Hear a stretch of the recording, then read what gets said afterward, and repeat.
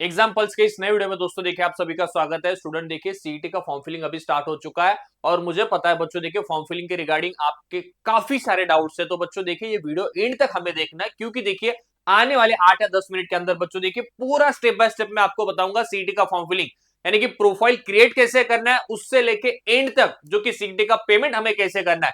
ये सारी चीजें स्टेप बाय स्टेप, जितने भी आपके सारे डाउट्स है बच्चों, जितने मतलब फॉर एग्जाम्पल आपके कास्ट के रिगार्डिंग हो सकते हैं, एचएससी के रिगार्डिंग हो सकता है, आपके राइट डॉक्यूमेंट्स के रिगार्डिंग आपके सारे डाउट्स होंगे बच्चों। तो सारे डाउट्स जो होंगे मैं आज के इस वीडियो में आपको कवर करने वाला हूं। तो एंड तक देखिए बच्चों, वीडियो को आप सबको देखना है। तो देखिए बच्चों, सबसे पहला स्टेप है आप सबके लिए कि आपको ऑफिशियल वेबसाइट सीईटी पे हमें आना है। सीईटी पे आने के बाद देखिए बच्चों, सबसे पहले जैसे आप यहाँ पे सीईटी के लॉगिन करोगे यानी कि रजिस्ट्रेशन जो पोर्टल है बच्चों, देखिए यहाँ पे सेलेक्ट करने के बाद देखिए बच्चों ये विंडो ओपन होता है। तो देखिए अभी आपके पास तो मेल आईडी और पासवर्ड क्रिएट नहीं होगा, यानी कि अगर कोई भी नया यूजर है, नया सीईटी का एस्पिरेंट है बच्चों, याद रखिए आपको सबसे पहला रजिस्ट्रेशन को यहाँ पे क्लिक करना है। भले ही आप ड्रॉपर हो, रिपीटर हो या इंप्रूवमेंट के स्टूडेंट हो, याद रखना न्यू रजिस्ट्रेशन आपको करना है। पहला देखिए बच्चों, सबसे पहला स्टेप है कि आपका नया लॉगिन आईडी, लॉगिन मेल और आपका लॉगिन पासवर्ड क्रिएट होना चाहिए।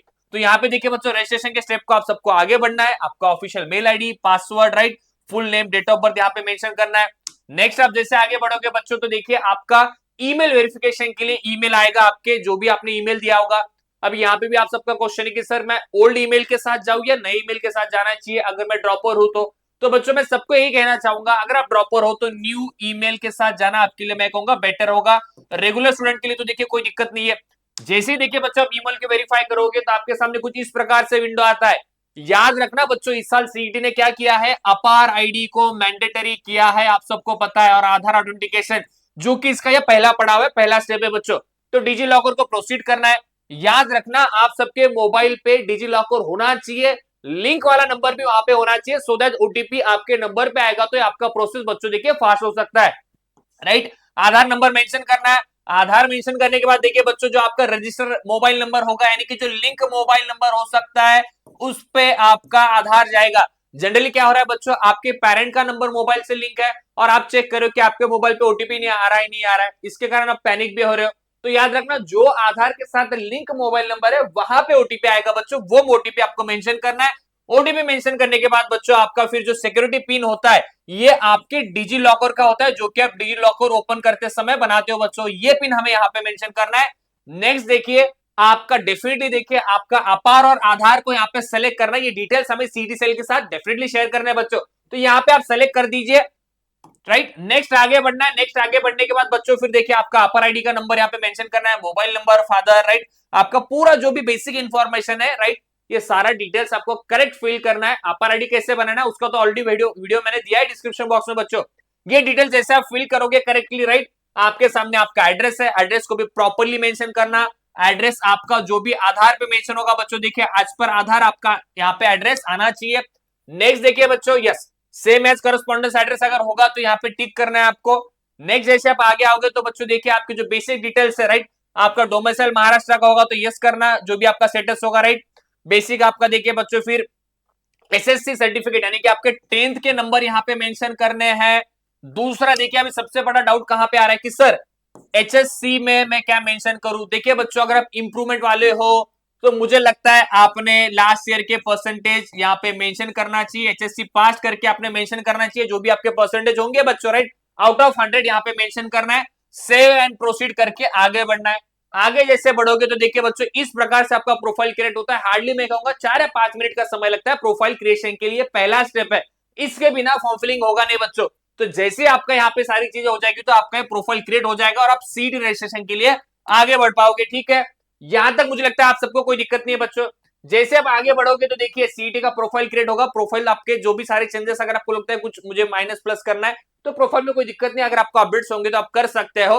बट अभी सीटी का जो एक्चुअल फॉर्म फिलिंग है बच्चों, देखिए वो किस प्रकार से स्टार्ट होता है। तो देखिए महाराष्ट्र सीटी, फिर आपका पीसीएम होगा और पीसीबी, देखिए दोनों ही इसके अंदर है बच्चों। यहां पे क्लिक करने के बाद देखिए जो पहला आपका विंडो ओपन होगा, राइट, जो कि आपका फॉर्म फिलिंग का सबसे पहला विंडो है बच्चों। तो यहां पे भी देखिए आपका ओटीपी आएगा, जो कि आपका रजिस्टर्ड मोबाइल नंबर है, राइट। ओटीपी आने के बाद में देखिए बच्चों आपका फॉर्म फिलिंग का ये पहला पेज ओपन होगा, यानी कि सीटी का एक्चुअल फॉर्म फिलिंग बच्चों देखिए इस स्टेप से स्टार्ट होता है कि ओटीपी देने के बाद ये पहला विंडो आता है। इसमें याद रखना बच्चों, यहाँ पे इन्होंने ये दिया है, देखिए जनरल के लिए देखिए जो फीस है, राइट, जो कि आपकी सीटी का फॉर्म फिलिंग का फीस है 300 रुपीज है बच्चों, ठीक है। ये है जनरल कैटेगरी के लिए फीस है, याद रखना, ठीक है। और दूसरा देखिए बच्चों रिजर्व कैटेगरी के लिए देखिए जो फीस है यहाँ पे, राइट, पीसीएम और पीसीबी ग्रुप वालों के लिए, तो देखिए बच्चों रिजर्व के लिए जो फीस है आपका यहाँ पे है 1000 रुपीज, राइट, ठीक है। यानी कि एक ग्रुप का फीस है, पीसीएम का 1300 होगा, तो सिमिलरली देखिए बच्चों पीसीबी का भी 1300 होगा, ठीक है। जनरल के लिए 1300 है, रिजर्व के लिए 1000 रुपीज यहाँ पे फीस है। आई एक्सेप्ट प्रोसीड करने के बाद देखिए बच्चों जो भी आपने डिटेल्स फिल किए थे प्रोफाइल क्रिएट करते समय, वही डिटेल्स यहाँ पे रिफ्लेक्ट होंगे। यानी कि यहाँ पे देखिए बच्चों आपको फिर से एंट्री करने की जरूरत नहीं है, बस आपको डिटेल्स को सारे वेरीफाई करना है, आपके पर्सनल डिटेल्स एंड ऑल सारी चीजों को सेव एंड प्रोसीड करोगे तो आगे बढ़ेगा, ठीक है। देन आपका एड्रेस यहाँ पे आता है बच्चों, एड्रेस को भी देखिए चेक करना है, सेव एंड प्रोसीड को टिक करना है, आगे बढ़ जाओगे।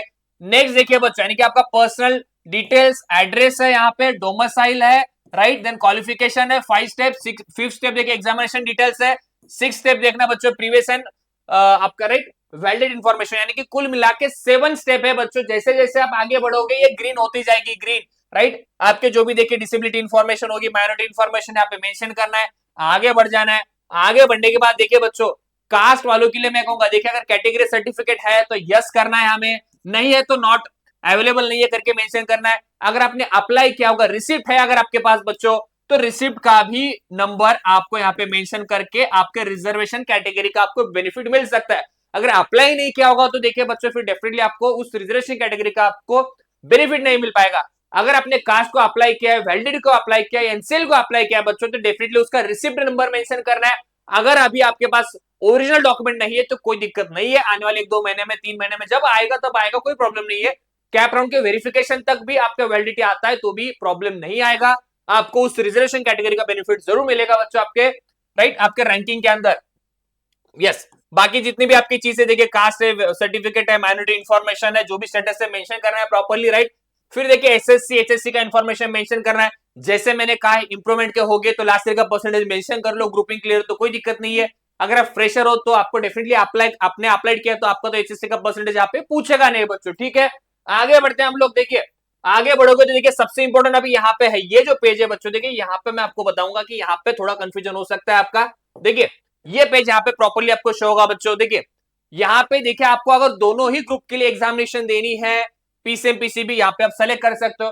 केवल अगर आपको लगता है सर नहीं मुझे पीसीएम का एग्जामिनेशन देना, मैं पीसीएम को सेलेक्ट करूंगा, ये आपको सेलेक्ट करना है।